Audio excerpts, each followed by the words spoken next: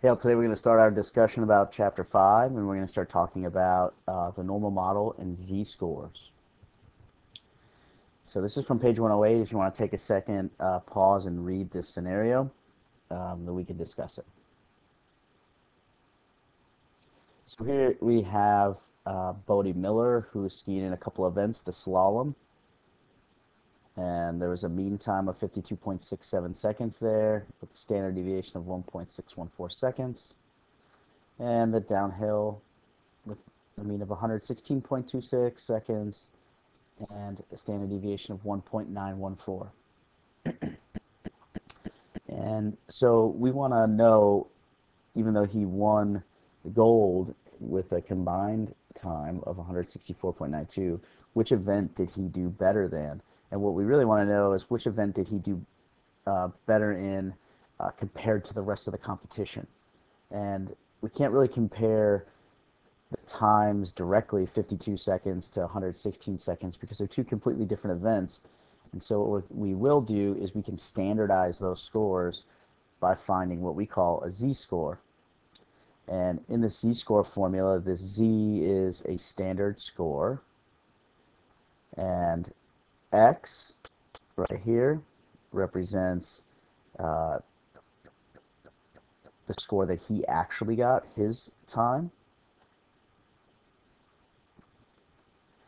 So again, x is his time, and x bar is something you should recognize. That's the mean time. So that would be the average time it took anybody competing in the slalom, or the average time it took anybody competing in the downhill, or in general, when we're trying to find a z-score and standardize some data, the average from our data set.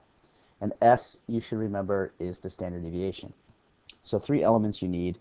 You need a individual data point, x, you need a mean, x bar, and you need a standard deviation, s. So we can calculate a z-score for both the slalom and the downhill, and we do that by plugging in his time for the slalom, the mean time for the slalom, and the standard deviation, and we get this number negative 1.03. That negative 1.03, what that really means is Bodie Miller was 1.03 standard deviations below average. So he had a time that was 1.03 standard deviations below the average time. So that means he did well. In this case, having a smaller time or a time that's lower than the average is good. In the downhill, we can plug in our information to the z-score formula and get that he got a negative 1.23 z-score. So that means he was 1.23 standard deviations below the average downhill time. And so you can see, compared to the average, he did better in the downhill than he did in the slalom. He was further below average, meaning his time was shorter compared to the mean in the downhill than it was in the slalom. In both events, he scored below the mean, which means his time was shorter, and that's better in this case because you want to finish quicker. But in the downhill, he did much better relative to the average competitor than he did in the slalom. So take a second again. This is from page 109, but you can read it right here and read about this other competitor, and then we'll talk about it.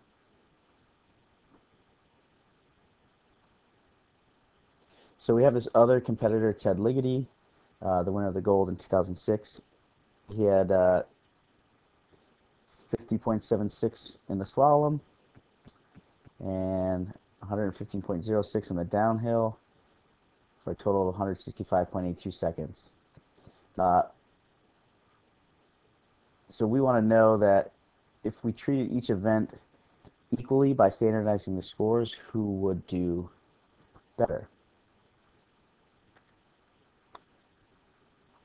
So it's important to note that each competitor won one of the events, but because the downhill was longer than the slalom, it counted for more into the total, so Bodie Miller ended up winning. But if we treated them equally and we standardized the scores, so just like we did On the previous slide, we found z-scores for both of Bodie Miller's times.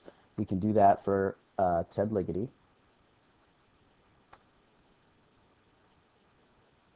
So we can find a z-score. Oh, there's our combined z-score for Bodie Miller. If we add both of his two z-scores, he gets a combined z-score of negative 2.26.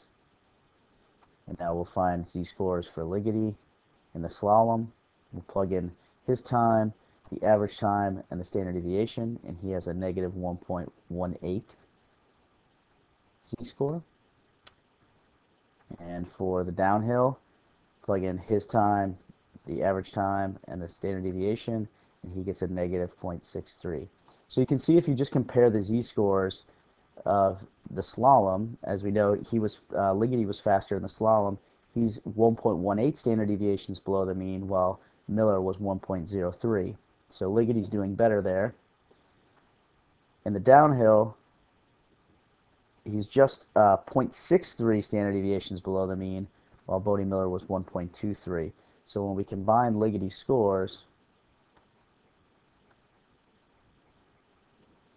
he gets combined negative 1.81, while Bodie Miller had a combined negative 2.26. So even though we're treating these events equally and we're standardizing their scores, Bodie Miller still is much further below average than Ted Ligety, 2.26 standard deviations below the average combined time for Bodie Miller. Ted Ligety 1.81 below average.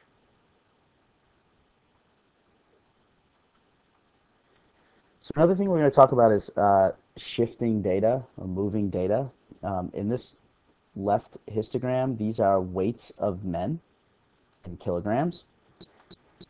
And in this right histogram, what we've done is they say that the recommended weight for men is 74 kilograms. And so we've taken each of the weights of the men and subtracted 74 kilograms from those weight. And that'll tell us how many kilograms is each man weighing above or below the recommended weight of 74 kilograms. And so whenever we have a positive value in this right histogram, that means that man weighed more than the recommended weight, and negative represents somebody who weighs less than that recommended weight. But for each data point, we subtracted 74 kilograms. What you might notice is that the shape of these two histograms looks almost exactly the same. The biggest thing changing here is the units on the bottom. Here we went from kilograms, here we went to kilograms above recommended weight.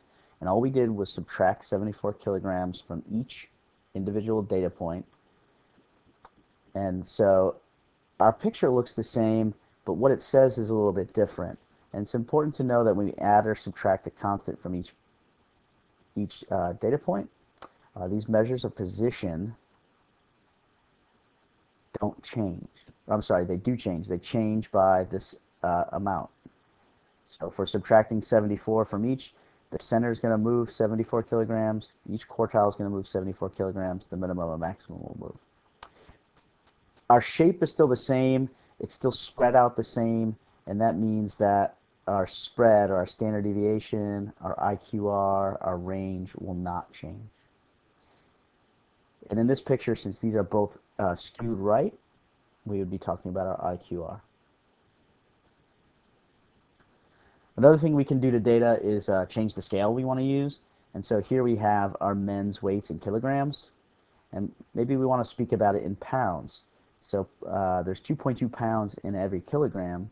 So if we multiply all the weights by 2.2 to convert them to pounds, we get this histogram.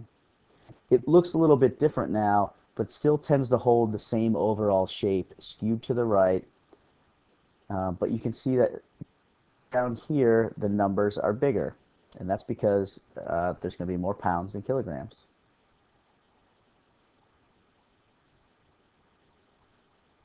And this is just another visual of those two distributions. Here we have the weight in kilograms. We've multiplied everything by 2.2, and now we have the weight in pounds. And so obviously the box whisker plot shifts up to show that the numbers are larger.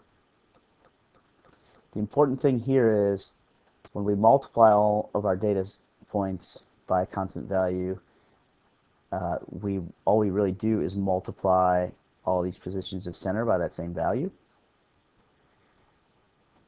And also the measures of spread now will change, and they'll be multiplied or divided. We can divide as well by the same value. So you can see that this box plot is not as spread out as this box plot. And it's changed by a factor of 2.2 because that's what we multiplied everything by.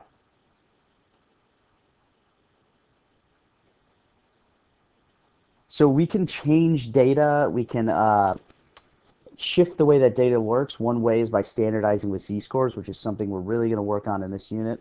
The other thing is we could add or subtract a constant from every data point. We can multiply or divide by a constant to every data point.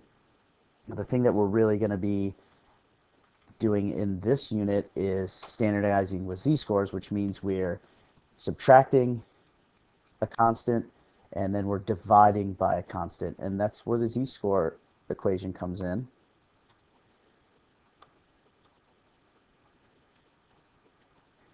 Oops. We're subtracting x bar and dividing by the standard deviation, and what that does is it doesn't change the shape of the distribution, but it makes the center 0.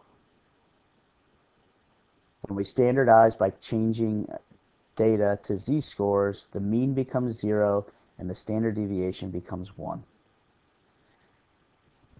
So again, if we're standardizing our data by taking every data point and converting them to z-scores, our mean becomes 0, our standard deviation becomes 1, and the shape does not change.